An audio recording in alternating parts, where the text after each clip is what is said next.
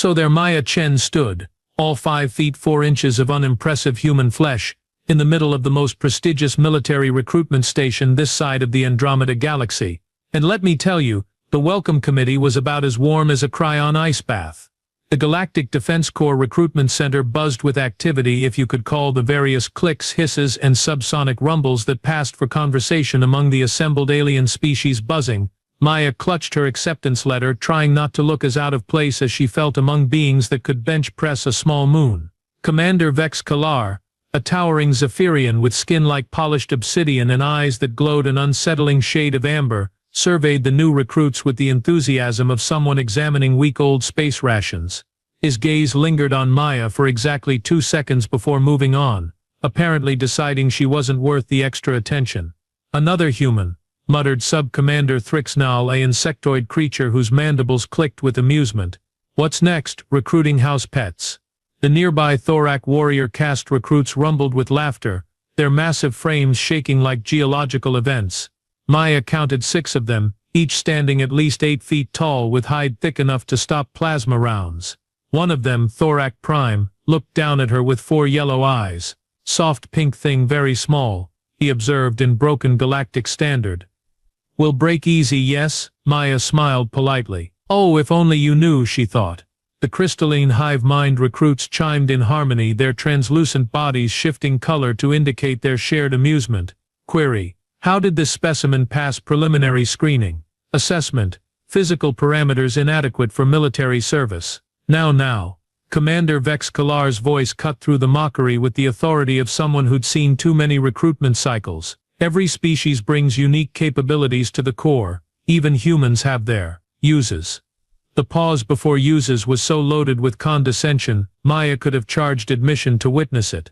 A Venusian gas being floated nearby, its form shifting between purple and green. Perhaps waste disposal. Humans excel at consuming organic matter. More laughter rippled through the assembled recruits. Maya maintained her pleasant expression, though her grip on the acceptance letter tightened slightly. She'd heard it all before during the preliminary interviews. Humans were weak, slow, fragile, lacking any obvious predatory adaptations. They had no natural armor, no claws, no venom, no psychic abilities. What they didn't know, what none of them suspected, was exactly why Maya Chen had been specifically recruited by the GDC's most classified division. "Attention, recruits," Vex Kalar announced, his voice carrying the weight of impending doom that all drill instructors seemed to master. "You will now proceed to barracks assignment. Training begins at 0600 Standard Time. Try not to die on the first day.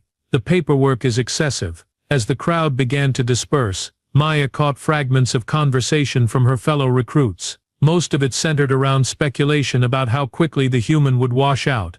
10 credits says she doesn't last a week, wagered a Altarian whose metallic skin gleamed under the station's harsh lighting. "Too generous. 3 days maximum," countered another. Maya shouldered her modest duffel bag and followed the group toward the barracks, her expression remaining perfectly calm. Let them laugh. Let them place their bets. Soon enough, they'd learn that sometimes the most dangerous predator is the one you never see coming. Dawn broke over Training Complex Alpha 7 like a cosmic joke, and Maya Chen was the punchline. The morning physical assessment had all the charm of a public execution, and guess who was playing the starring role of victim? The obstacle course stretched before them like a metallic nightmare designed by someone with serious anger management issues. Thorak Prime bounded over barriers that would make Olympic hurdlers weep, his massive frame moving with surprising grace. The crystalline hive minds flowed through tight spaces like liquid intelligence, reforming on the other side without missing a beat. And Maya? Well, Maya face-planted into the first mud pit with all the athletic prowess of a 3-legged giraffe having an identity crisis. "Pathetic," Instructor Grimvolt announced, his Nexarian vocal cords producing sounds that could strip paint.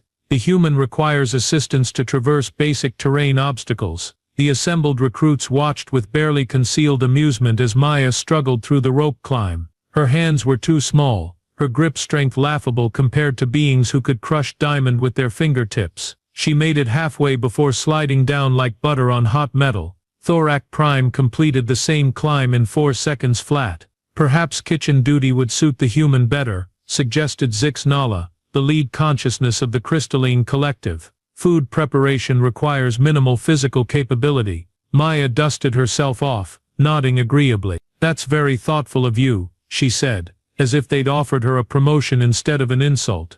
The strength trials were even more entertaining. If you enjoyed watching someone attempt to bench press what amounted to a paperweight while surrounded by beings casually lifting the equivalent of small spacecraft. Maya's personal best barely registered on equipment calibrated for actual warriors. During combat simulations, she moved like someone learning to walk in low gravity while wearing mittens. The Altarian recruit's metallic skin deflected training rounds that would have put Maya in the medical bay for a week. She spent most sessions on the defensive, which is a polite way of saying she got her rear end handed to her repeatedly. The soft pink creature lacks predatory instincts, observed Vex Talar, a serpentine Dracorian, whose scales shifted color with emotion. Currently, they displayed the deep blue of profound disappointment.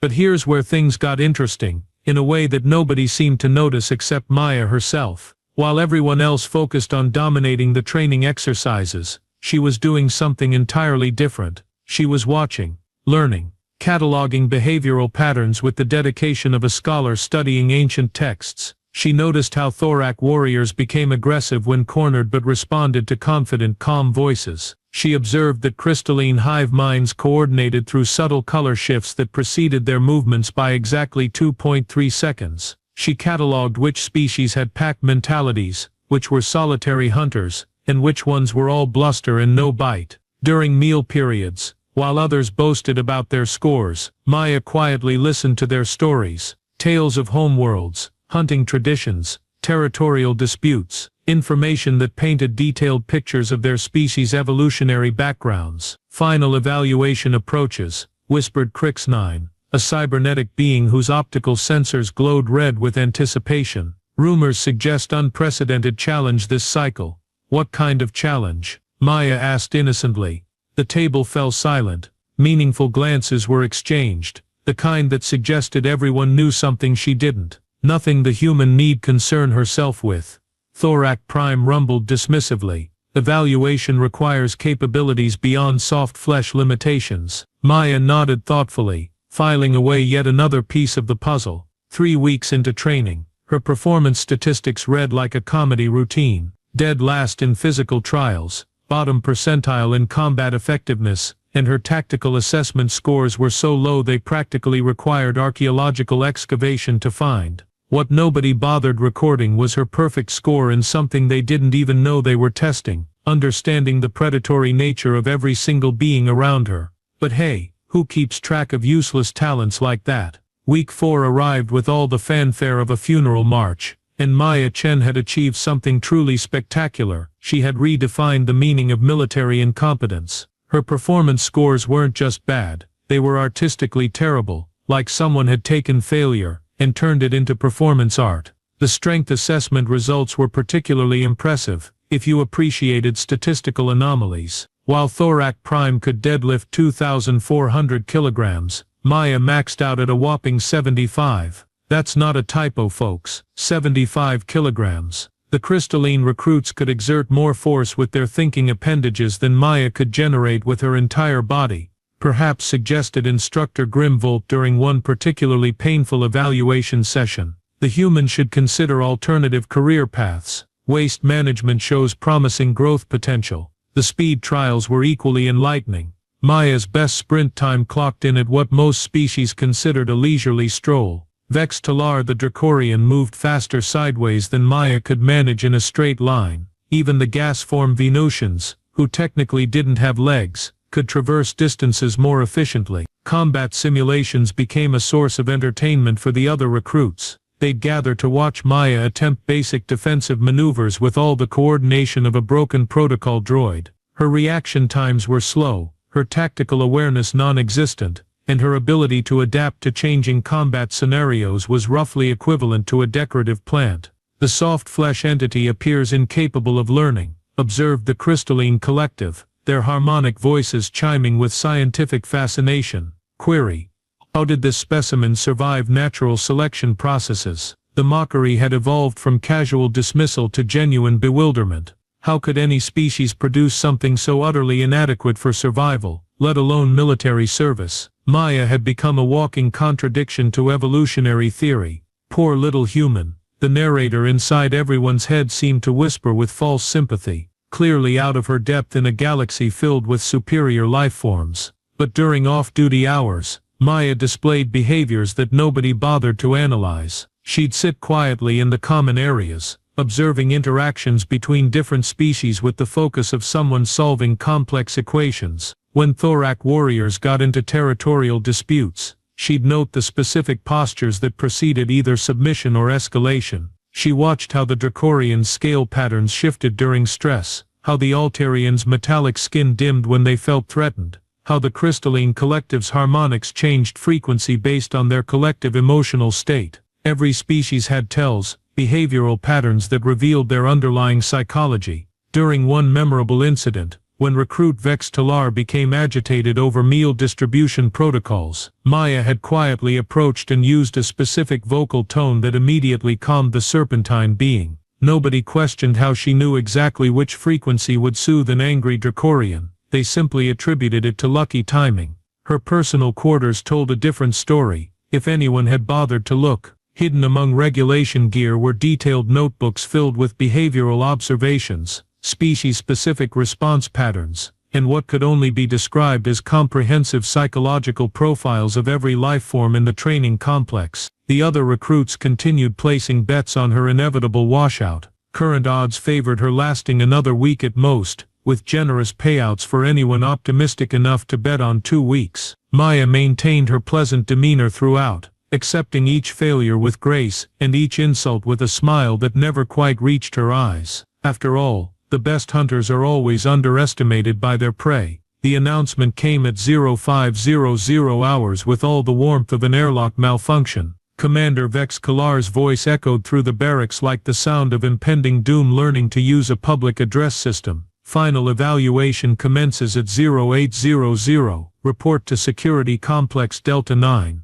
Failure results in immediate dismissal from the program. Maya rolled out of her bunk, noting how the other recruits' excitement levels had shifted into something resembling barely controlled panic. Weeks of whispered rumors about the mysterious final test had built expectations, and now the moment of truth was literally hours away. The march to Security Complex Delta 9 felt like a funeral procession, if funeral processions involved heavily armed beings trying to look confident while secretly questioning their life choices. The facility loomed ahead like a metallic monument to poor architectural planning, all sharp angles and intimidating blast doors. What exactly is the security system? Maya asked Thorak Prime during the walk. The massive warrior's 4 eyes shifted uncomfortably. Ancient creature, very dangerous. Many handlers have died attempting control. That was reassuring in the way that asteroid impacts are reassuring to planetary populations. Inside the complex, they were led to an observation deck overlooking what could only be described as an arena designed by someone with serious psychological issues. The space below was enormous, easily 300 meters across, with walls that showed deep gouges and scorch marks, the kind of marks that suggested previous occupants had not enjoyed their stay. Recruits, Commander Vex Kalar began, his amber eyes glowing with what might have been anticipation or indigestion. Meet your final evaluation. The massive blast doors at the arena's far end began to cycle open with the sound of tortured metal. What emerged from the darkness beyond defied easy description, mainly because most vocabularies don't include words for nightmare given physical form. Krax was magnificent in the way that natural disasters are magnificent. Standing 4 meters at the shoulder, the creature moved with predatory grace that made seasoned warriors step back involuntarily. Its hide was midnight black, shot through with bioluminescent patterns that pulsed like a malevolent heartbeat. 6 legs ended in claws that could shred starship hull plating, while its elongated head housed teeth designed for ending arguments permanently. Sweet merciful void, whispered Crix 9, his optical sensors automatically dimming to cope with the sight. But it was the intelligence in those ancient eyes that made Krax truly terrifying. This wasn't some mindless beast driven by instinct. This was a thinking, calculating apex predator that had survived countless millennia by being very, very good at killing things. Krax has eliminated 17 handlers over the past decade. Vex Kalar continued conversationally, as if discussing weather patterns. The creature responds to no known command protocols and recognizes no authority. Your task is to demonstrate control over this security asset. The crystalline collective's harmonics shifted into frequencies that suggested they were reconsidering their career choices. The Thorak warriors, beings who considered armed conflict recreational activity, were backing away from the observation windows. And Maya was studying cracks with the intensity of someone reading a particularly interesting technical manual. The great beast raised its head, those ancient eyes scanning the observation deck. When its gaze fell on Maya, something passed between them. Recognition perhaps, or maybe just mutual professional respect between predators. Who volunteers to go first? Vex Kalar asked. The silence that followed was so complete, you could have held archaeological excavations in it. The silence stretched on like a bad joke that had overstayed its welcome at a diplomatic dinner. Every recruit suddenly found the floor fascinating, the ceiling architecturally noteworthy, or their equipment in desperate need of adjustment. Anything to avoid volunteering for what appeared to be elaborate suicide. Thorak Prime, who had spent weeks bragging about his warrior heritage and genetic superiority, was studying his claws with scholarly dedication. The crystalline collective had shifted to a dull gray that suggested they were contemplating the philosophical implications of non-existence. Even Vex Talar the Dracorian, whose species prided itself on fearlessness, had found urgent reasons to examine the structural integrity of the far wall. Fascinating, Commander Vex Kalar observed, his amber eyes scanning the suddenly introverted group.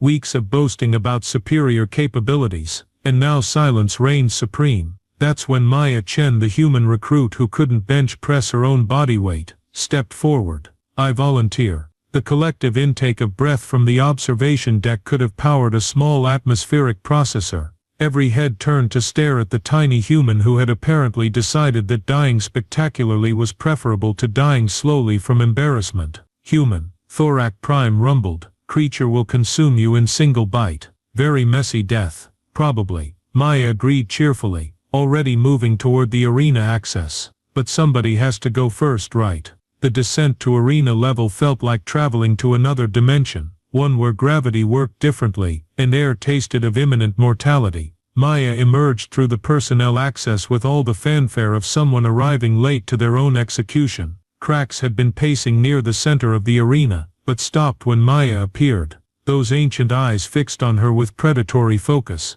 evaluating this new potential meal with professional interest. The creature's bioluminescent patterns pulsed faster, like a heartbeat accelerating before a hunt. From the observation deck, she could hear whispered commentary that sounded suspiciously like betting activity. Apparently, the over-under on her survival time was measured in seconds rather than minutes. Maya walked calmly toward the center of the arena, her pace steady and unhurried. No sudden movements, no signs of fear or aggression, just a small human approaching a creature that could end her existence with casual indifference. Cracks lowered its massive head, studying this bizarre behavior. In its experience, prey animals either fled screaming or attacked desperately.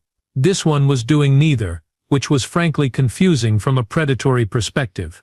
When Maya reached speaking distance, she stopped and did something that made every observer question their understanding of basic survival instincts. She turned her back on Cracks, not partially, not keeping one eye on the beast while pretending indifference. She completely turned away from a creature that had killed 17 trained handlers, presenting her most vulnerable position with casual confidence. Cracks's head tilted, confusion evident in those intelligent eyes. This behavior pattern wasn't in the predatory response manual. Easy boy, Maya said quietly, her voice carrying clearly in the arena's acoustic design. Nobody's here to hurt you. The words weren't directed at the observation deck. They weren't meant to impress anyone or demonstrate bravery. They were spoken with the calm assurance of someone who knew exactly what they were doing. Cracks's aggressive posture shifted slightly, uncertainty replacing predatory focus. Maya began moving again, not away from the beast but in a slow circle around it. Her movements were deliberate, confident, exhibiting none of the fear responses that typically triggered Cracks's aggressive instincts. You're not a monster, she continued conversationally. You're just tired of people treating you like one. Something impossible happened. Krax's bioluminescent patterns shifted from aggressive red to curious blue, following Maya's movement with what could only be described as interest rather than hunger. The observation deck had gone completely silent except for the sound of jaws hitting the floor, which is quite impressive when some of those jaws belong to species without traditional mandible structures. Maya reached into her utility belt and produced something that made every observer lean forward. A simple protein bar, standard military ration. She broke off a piece and held it out in her open palm. "Here's the thing about apex predators," she said, still using that calm conversational tone. "They don't want to fight. They want to hunt, to feed, to exist without constant challenges to their authority." Krax approached cautiously, massive head lowering to investigate the offered food. The great beast's nostrils flared, analyzing scents and intentions with senses far beyond human capability. "You've been treated like a weapon for so long, you've forgotten what it feels like to be treated like a living being." The moment when Krax delicately accepted the food from Maya's hand was the moment when every recruit's understanding of reality underwent fundamental restructuring. The creature that had killed 17 handlers was eating protein bars from the palm of the human who couldn't complete a basic obstacle course. Maya's other hand slowly reached up to touch the side of Krax's massive head. The beast didn't flinch, didn't pull away. Instead, those ancient eyes closed in what appeared to be contentment. "Good boy," Maya whispered. From the observation deck came the distinct sound of Thorak Prime's worldview cracking like defective armor plating. Maya looked up at the stunned faces watching from above and smiled, that same pleasant expression she'd worn during weeks of mockery and dismissal. "So," she called out, her voice carrying clearly to the observation deck, "who wants to know how I did that?" The elevator ride back to the observation deck gave everyone time to process what they'd just witnessed, which is to say it gave them time to question everything they thought they knew about reality, Maya Chen, and the fundamental nature of predatory relationships in the universe. Maya emerged from the elevator with Krax padding beside her like the galaxy's most terrifying therapy animal. The sight of the legendary beast killer casually following a human who barely reached its shoulder was causing several species to recalibrate their entire understanding of the food chain. "Explanation requested immediately," chimed the crystalline collective, their harmonics shifting through frequencies that suggested deep philosophical distress. "Happy to oblige," Maya replied, scratching behind one of Krax's auditory appendages. The gesture caused the massive predator to emit a sound that could only be described as purring, if purring could shake reinforced observation windows. Commander Vex Kalar stepped forward, his amber eyes displaying emotions that his species typically reserved for witnessing impossible physics violations. "Maya Chen, your performance records indicate complete incompetence in all standard military applications. How do you explain what just occurred?" Maya's smile shifted from pleasant to genuinely amused. "Simple. You were testing for the wrong skills." She gestured toward Krax, who had settled beside her like a mountain deciding to take a nap. Everyone assumed this was about dominance, about proving superior strength or tactical superiority. But Krax isn't a weapon that needed conquering. He's an intelligent being who needed understanding. Thorak Prime's 4 eyes blinked in sequence, a sign of profound confusion among his species. "But creature killed many handlers. Very dangerous. Much death. Because they treated him like a monster instead of recognizing what he actually is." Maya explained patiently. "Krax is apex predator, yes, but he's also highly intelligent and emotionally complex. Every handler who died tried to dominate him through force or fear. That's not how you work with apex predators." She turned to address Vex Kalar directly. "My background isn't in traditional military applications, Commander. Before joining the GDC, I spent 12 years as an animal behaviorist and large predator specialist on Earth. I've worked with everything from Siberian tigers to great white sharks." The revelation hit the assembled recruits like a kinetic bombardment. Suddenly Maya's weeks of careful observation, her detailed questions about homeworlds and behavioral patterns, her mysterious calmness in situations that terrified seasoned warriors, all of it made perfect sense. "Earth assignment records were classified," Vex Kalar admitted, his tone carrying newfound respect. The recruitment division identified you specifically for this program based on psychological evaluations and specialized skill assessments. Maya nodded. The Galactic Defense Corps hasn't been struggling with military threats, have they? You've been dealing with something else entirely.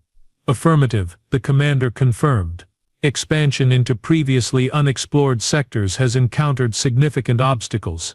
Not hostile alien civilizations but entire planetary ecosystems that resist colonization efforts. Worlds where the local fauna cannot be controlled through conventional means. The pieces clicked together in everyone's mind simultaneously. Maya wasn't recruited to be a soldier. She was recruited to be something far more valuable and infinitely more dangerous. Wild planets, Maya said quietly. Worlds where apex predators have evolved beyond simple animal intelligence but haven't developed technological civilization. Planets where the entire ecosystem functions as a unified defensive system. 17 worlds have been classified as unsuitable for development. Vex Kalar continued. Colonies have been established and subsequently abandoned due to indigenous life form resistance. Traditional military responses have proven ineffective. Crix 9's optical sensors focused with mechanical precision. Query, human capability extends beyond single creature control. Maya's grin was answer enough, but she provided verbal confirmation anyway. Ecosystem management is about understanding the behavioral dynamics of entire food webs. When you can communicate with apex predators, you can influence the behavioral patterns of everything below them in the hierarchy. The implication settled over the observation deck like a revelation-shaped gravitational field. Maya Chen wasn't just capable of controlling individual dangerous creatures. She could potentially pacify entire hostile planets by establishing relationships with their dominant life forms. The other recruits, Thorak Prime said slowly, were never real candidates. You were all selected for different specializations, Maya confirmed. But yes, this particular program was designed around one very specific human capability that apparently doesn't exist in other species. She looked around at the faces staring at her with newfound understanding and in several cases carefully concealed fear. Humans aren't the strongest, fastest or most technologically advanced species in the galaxy, Maya said calmly. But we're very, very good at making friends with things that could kill us. 3 months later, Maya Chen stood on the bridge of the GDC exploration vessel Harmony's Edge, wearing the insignia of a specialized environmental coordinator, which was a fancy way of saying person who makes friends with things that eat spaceships. The promotion ceremony had been awkward, mainly because half the attendees were still processing the fact that they'd spent weeks mocking someone who was essentially irreplaceable. Cracks occupied a specially designed habitat adjacent to the bridge, because apparently having a 4-meter apex predator as a working partner required certain accommodations. The engineering department had complained about the modifications until they realized that Crax's presence made boarding actions by hostile forces essentially impossible. Hard to maintain aggressive intentions when something with teeth the size of plasma rifles is evaluating your nutritional content. The crew treated Maya with the kind of respectful distance typically reserved for ordnance that might explode if handled incorrectly, which, considering her ability to turn planetary ecosystems into either allies or enemies, wasn't entirely inaccurate. Approaching Kepler 442b, announced the navigation officer, a Zephyrian, whose amber eyes still widened whenever Maya entered the bridge. Previous colony attempts reported total loss of personnel within 6 standard months. Maya reviewed the planetary data with professional interest. Dense forests, multiple apex predator species, and an ecosystem so aggressively territorial that it had literally ejected 3 separate colonization attempts. The kind of world that made military planners drink heavily and consider career changes. Preliminary scans indicate massive life signs throughout all continental landmasses, the science officer reported. Energy signatures suggest creatures of substantial size and intelligence. Through the bridge viewports, Kepler 442b hung in space like a green and brown jewel, beautiful and absolutely lethal to anyone foolish enough to approach without proper diplomatic credentials. Which in this case meant Maya and her growing collection of predatory friends, standard protocol. asked Captain Vex Morin, whose own species had contributed 3 of the recruits who'd watched Maya's demonstration with cracks. Standard protocol. Maya confirmed, already mentally preparing her approach strategies. We go down, introduce ourselves politely, and see who's interested in having a conversation. The other bridge crew exchanged glances that suggested they still found the concept of introducing themselves to creatures capable of dismantling starships somewhat surreal. But results spoke louder than conventional wisdom, and Maya's track record was becoming legendary within certain circles of the GDC. Her first 3 planetary assignments had gone from hostile wilderness to functioning eco-partnerships within weeks. Worlds that had been written off as unsuitable for development were now hosting research stations and limited settlements, all because someone had bothered to ask the local apex predators for permission before moving in. Chen, Captain Vex Morin said quietly, the recruitment division has been receiving inquiries from other human candidates. Apparently word has spread about our success rates. Maya nodded thoughtfully. How many applications? 2,736 at last count. The number was staggering, mainly because it represented a fundamental shift in how the galaxy viewed human capabilities. 3 months ago humans were considered useful for basic labor and entertainment purposes. Now they were being actively recruited for positions that could determine the success or failure of galactic expansion efforts. Funny how perspective changes, Maya observed, watching Kepler 442b grow larger in the viewports. 6 months ago everyone was placing bets on how quickly I'd wash out of basic training. Krax raised his massive head from where he'd been resting, those ancient eyes focusing on the planet ahead with predatory interest. His bioluminescent patterns shifted to colors that Maya had learned to interpret as curiosity mixed with anticipation. Well boy, she said, scratching behind his auditory appendages, ready to make some new friends.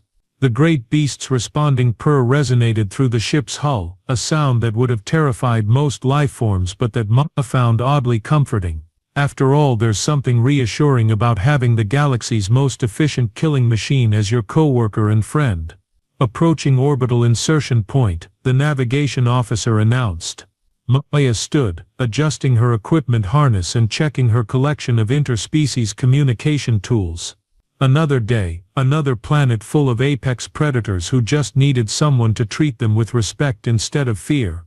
Beginning descent to surface, she confirmed, heading toward the shuttle bay with Krax padding beside her like a mountain-sized therapy animal. Behind her, the bridge crew watched with the kind of reverence typically reserved for witnessing impossible things become routine.